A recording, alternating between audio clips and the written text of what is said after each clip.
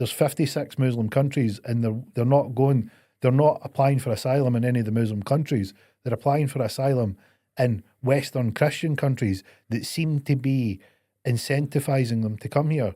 Like, we're going to pay you benefits. We're going to pay you more than the people that have created the state, the sovereign people of the state. We're going to put you up in a hotel. You can come in here unchecked. We're going to turn a blind eye to you working for Just Eat, and so you can go and claim benefits. And then when you get into trouble, our police are going to turn a blind eye. And this is what's happening. This is why you're getting this vigilantism, because people are sick of reporting things to the police. I sent you some articles earlier, and it's like, how bad does it need to get when the people that are in power are just letting this slide? And so you go, this doesn't make any sense. Why would they do it? Well, if you understand the solution that will be offered, as in, here's your digital ID, and you understand the methodology is, we need to make it so bad that you'll accept that, because the solution will be a better alternative than letting the problem persist. Fucking. So there's your dinner.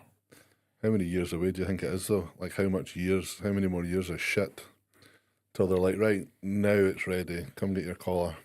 I think it's close. Yeah. Mm-hmm. I think it's close. No, they've signposted that it's, so we're in, at the time of recording, if you're watching this in the future, August 2025. So I believe that with their agenda is they want to have this done by 2030. So 2030. So Agenda 2030 is the date. So we've got a little over 4 years for this plan to unroll. And if you look at what Labour are signposting in terms of what they want to implement in terms of taxation, remember the Agenda 2030 is total digital control, total digital ID, you'll eat bugs, digital currency, surveillance state, one world government, shareholder capitalism is gone, stakeholder capitalism is a new thing, and we are going to control how the world's run, and we're going to control the food supply. You will rent everything and you'll own nothing. So to get a state of that, how would you get people to own nothing in 4 years? Well, you'd need to make a massive crash, and you'd need to create massive chaos, and then you would provide your new world order. And your new world order would be, here's the new system that's the saviour. Master's a white knight. Here's your new fucking white knight.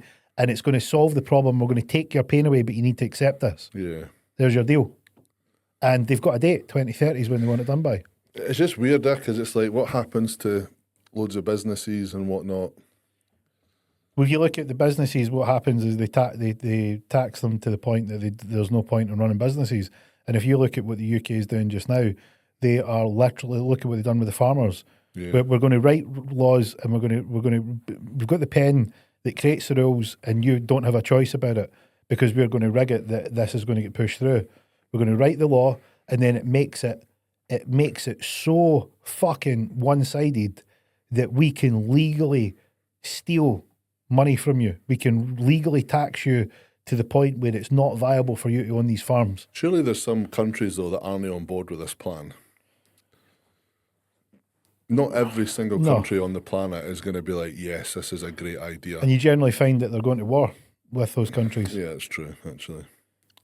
Because, like, this is the thing, is there's lots of countries that... So do you think this model's being done in all the European countries, obviously bar Poland at the minute? Yeah, like Hungary and Poland have a degree of resistance to this. Oh, it's Hungary digging their heels onto it? And Hungary's pushed back quite extensively on the immigration policy. Poland, very much so. Yeah.